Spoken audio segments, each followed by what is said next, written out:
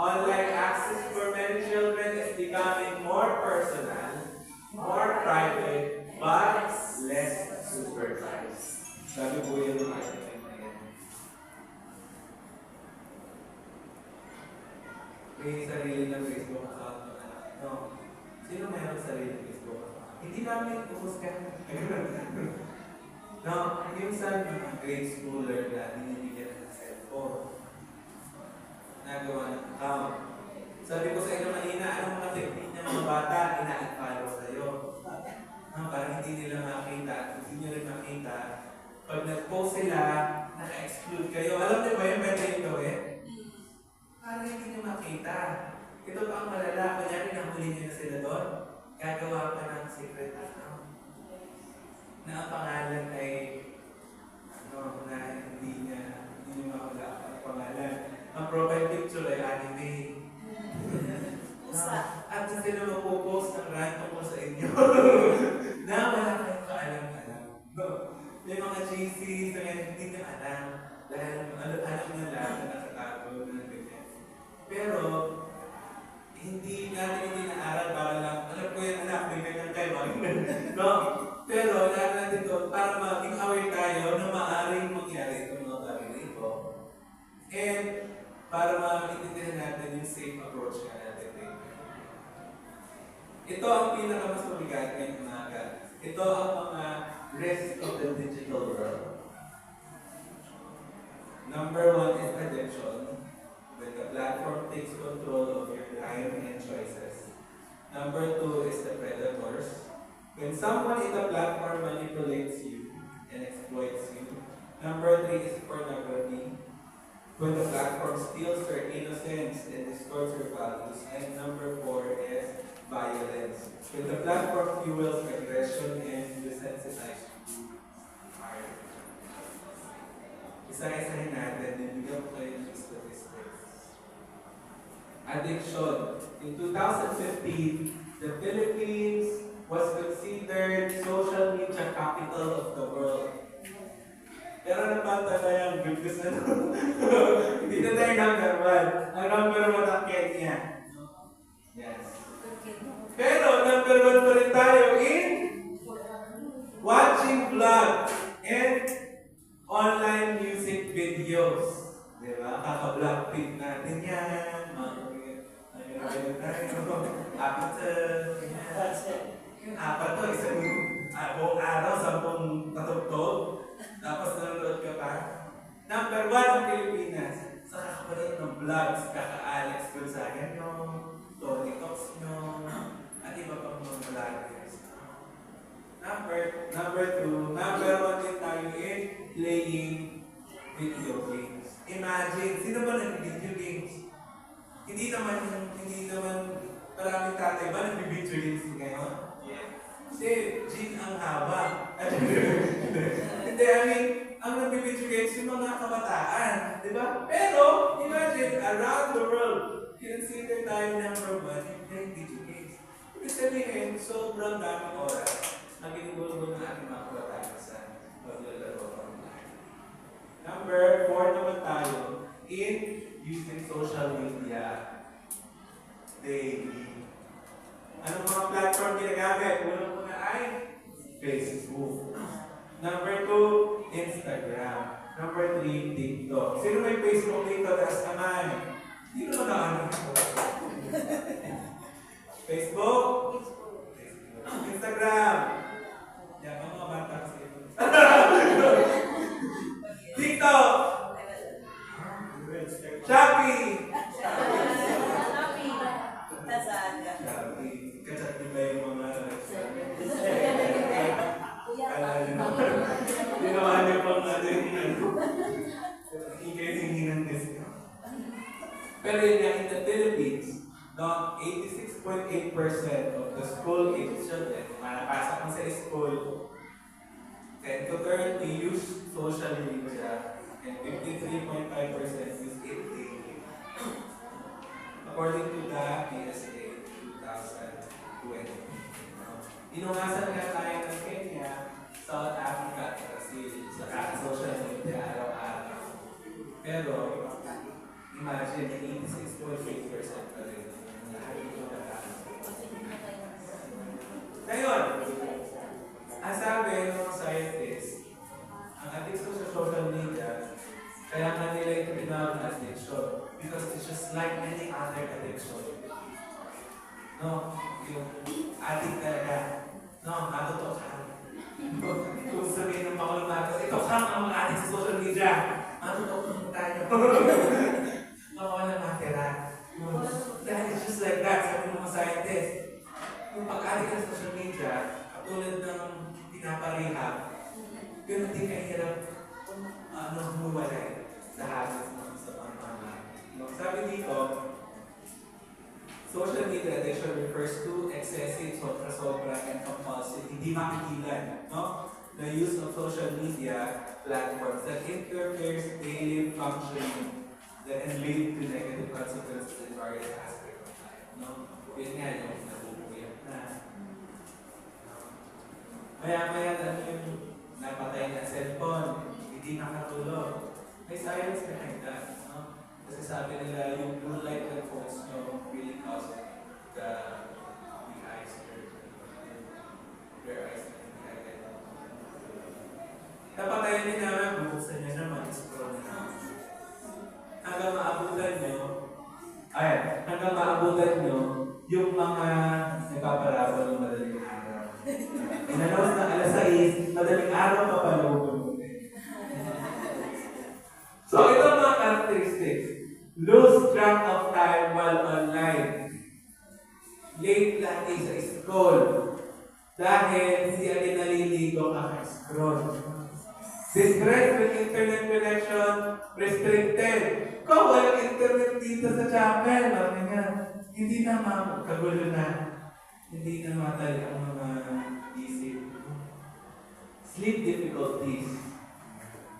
Ito yung mga sintomas habang may mga anak nyo, itanong nyo sa mga medical or psychology. Difficulty to focus outside the virtual world. Kapag hindi hawak sa cellphone, pag naglalaro ka rin, nakafocus na focus. Pag nagbabasa, hindi. Kailangan i-picture mo pa ang libro para doon basahin sa cellphone. Sino na gano'n? Gano'n na ako. Totoo po. Number 5, keeping one's online habits secret. Ayan. Medyo gets yan kapag alam niya na, meron pala itong ibang account. Meron pala ibang ginagamit na platform na tayo. Preoccupation 1 with the internet, no, lagi nila lang ginagawa. Isolation and failed attempts to cut back. Similar to behavioral addictions such as gambling and game addiction, social media addiction involves a loss of control and inability to stop or reduce usage despite all negative outcomes. Kahit masakit na ang mata, tuloy pa rin. Atak pa rin. Number 2, predators. Ano yung sabihin dito? People who might target your children online. No? Pinapayagan natin merong accounts na ito mga sarili. Pero meron mga cyber predators. Anong example nila? Groomers. Alam mo ito yan? Yung isa sa tangin ng mga anak. Later on, makikipagkita. Maaring, kung bata pang anak nyo ngayon, hindi nakikita yung possibility nito. Pero kapag umakyat yan ng latter part ng grade school, high school, may ganyan ko talaga. Meron niyang ginawang documentary sa Malaysia at Singapore. Talagang nakuha ng video na yung kasya ng anak na nakapagkita maganda na. Tapos inaaya, before then ka-prevalent. Dito din sa atin, may nakita akong mga news, nag-review ako yan ng mga news, no? Hindi naman madalas, pero may ganun din news na nakikipagkita Ang malupit pa dito, pag nahuli ka, no? Ayaw ko pa rin mo ka na. Gano'n malupit yung grooming na nangyari. No? Ayaw pa umuwi sa kanila dahil gusto sumama sa tao na yun. Number 2, scammers. Marami itong category, pero basically, yung mga scammer, kukunin yung inyong personal na information. Ma'am, nanalo po kayo ng ano? O kaya sa anak nyo. Baby, nanalo kayo ng ano? Tignan mo naman yung wallet ng nanay mo, may card. Pag ginanon nyo, tapos sumunod yung anak nyo, wala na. No, makukuha na yung mga information. Kaya pag hindi nyo alam, pag hindi nyo na gagay na alam na about those things, na anak, doon, ibigay yung address natin sa ibang tao. Baka i-chat mo sa mga i-post mo. No? Yung mga ID yung ganyan. Dapat kasi bawal mo ngayon. Kasi mga dami talaga sa scammers. Everywhere. Number 3, posters. Ano to? Yung kala nyo, kachat ko si Ann Curtis. Ano? Hindi pala. Kachat pala scammer. Meron pa mga cases, kala nyo kamag-anak nyo talaga kachat nyo. Hindi pala. Yung mga hackers talaga ito. Umutang. Ito. Pinautang kita man. Gcash. Bye. Bye Gcash. Number 4, exploiters. Ito naman, nangyayari po ito yung mga nahihingi ng picture. Baby, papicturean mo nga yung ano. Hindi na alam yung mga tapos, ibibenta nila online. Nilagyan pa ng asterisk dyan yung mga fake news. Nagbabalita ng mga fake news. Hindi naman alam ng bata eh. No? Na ang mga nangyayari. Tapos pag nabasa nila doon, napanood nila, kala nila tunay, AI naman pala. Kaya dapat parang natin sila sa mga videos predators. Ang sabi dito, the Philippines has emerged as the center of child sex abuse materials production in the world. Dito pala, ito na naman sikat ng ating bansa. No, ito talaga na mapag-usapan sa mga humanitarian discussion lagi ng ating bansa. 80% of Filipino children are vulnerable. Ibig sabihin, malaki ang tsansa, no, to online sexual abuse, sabi ng UNICEF. No? In the Philippines, approximately 2 million children subjected to online sexual abuse and exploitation of children or OSAPI. Sabi ng International Justice Mission, 1 out of every 100 children in the Philippines was a victim of online sexual exploitation. Ang nakakabahala ba, as I was reading the report, sabi nila, ang reality sa bansa natin, ito lang ang alam natin, ang dami pang hindi nag-report. Ang dami pang hindi nagsasabi. Kasi hindi naman ganun ka pinag-uusapan. The median age of victims, sabi ko sa inyo, latter part of grade school 11 or early high school. Yun kasi yung adolescents eh. So, nag-explore sila ng mga bagay-bagay kung sa kanilang sarili, sa kanilang sexualidad. And then, 83% of sex traffickers are family members of the abuse. Doon sa mga nag-report sa kanila. This is a very sad story. Pero as you are listening to this, it also poses a question to every one of us. Na tayo ba, tuwa tayo kapag may mga sexually stimulating na mga bagay sa internet, sa ating feed.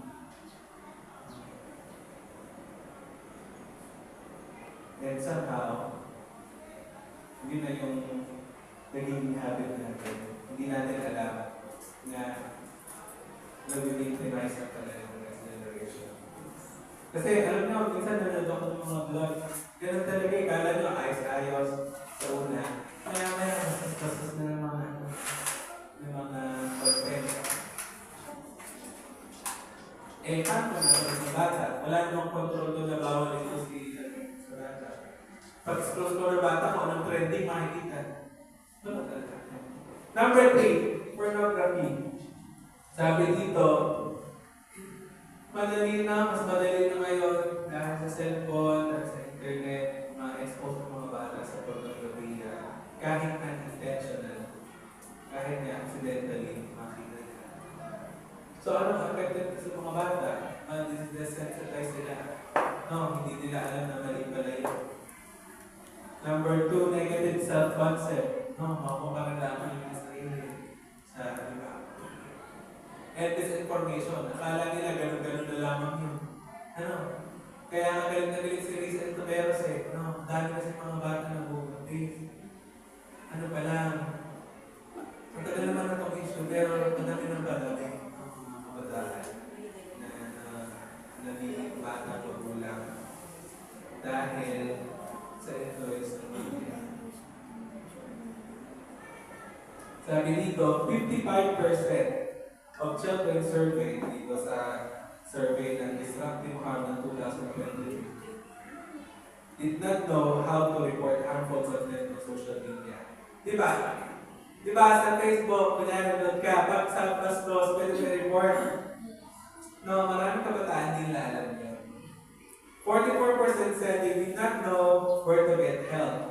No, kahit sariling family members na nila alam. 13% of children surveyed said they had sexual images shared without their permission. And 13% then had surveyed that intended or lack of engaging in sexual activity. Yung pag-chat sa strangers.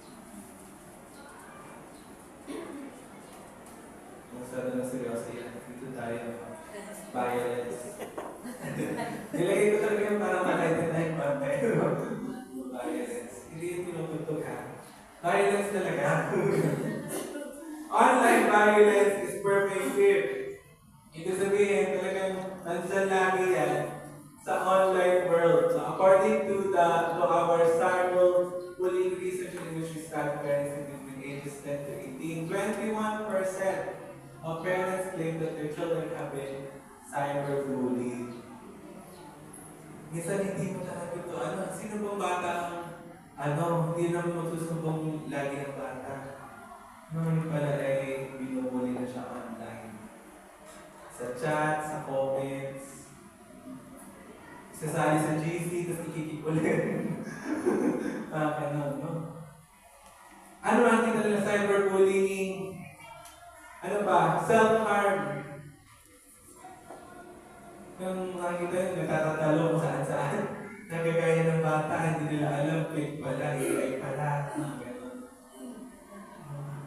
And then, gore, yung nakita niyo naman minsan mga balita sa yung hindi official ng mga news pages kung ano ang pinabalita, mga product na pinapakita, hindi pinipilter. Mga video na nasa isaan. So, minsan, nakikita ng bata, nakakapekto po yun sa mental health ng bata. Natatakot. Sabi dito, Filipino, aged 13 to 17, have faced cyber violence with prevalence rates of 44 sa mga lalaki, mas nagmadalas na nagbubulihan sila, 43% sa mga babae. 1 over 3 cyber violence experienced by Filipino children are in the form of verbal abuse, trash talk, sa games. No? Yung mga kids ngayon talagang minsan, pag-take mo na yung kalaban mo o kaya yung kakampi mo.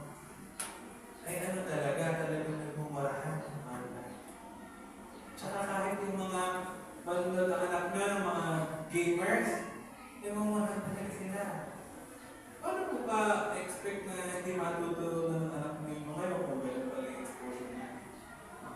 And 3 over 4 young people from 30 countries, sa research na ito ng UNICEF, said that social networking, including Facebook, Instagram, Snapchat, and Twitter, are most common platforms for online bullying. Diyan pa rin nangyayari.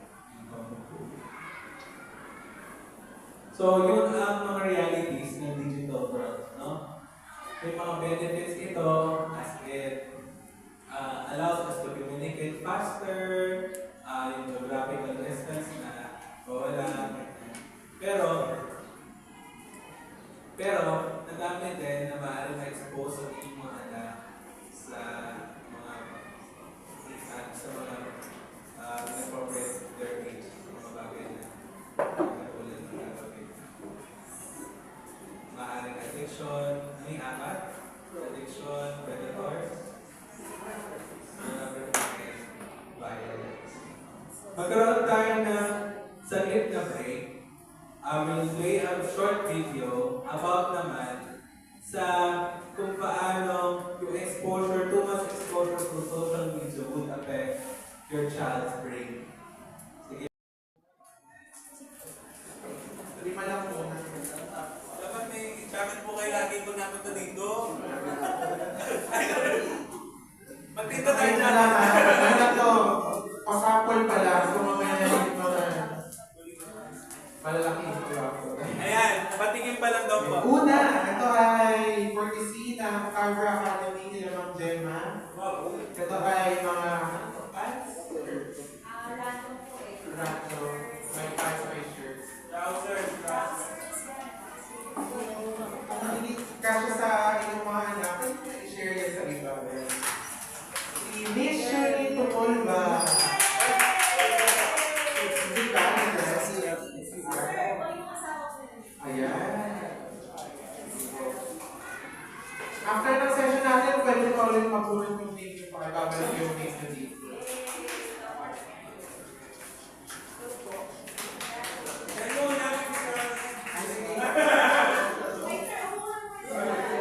Next si Pakanong Kevin. Next si Robert Cruz. Sir Robert. Si Miss Ana Paula Duro.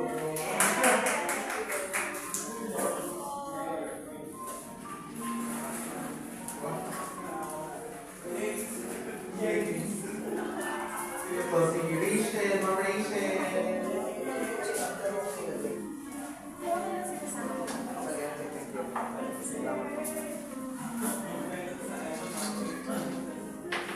Regulasyon, Alicia. Si Ma'am Rachel. Sige, picture po tayo sa mamaya meron pa ulit. Ayan, number yung pangalan. Picture. Ma'am Rachel.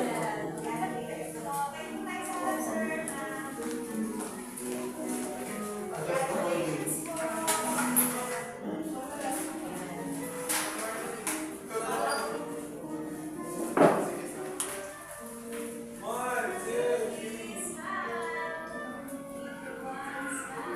Sige po.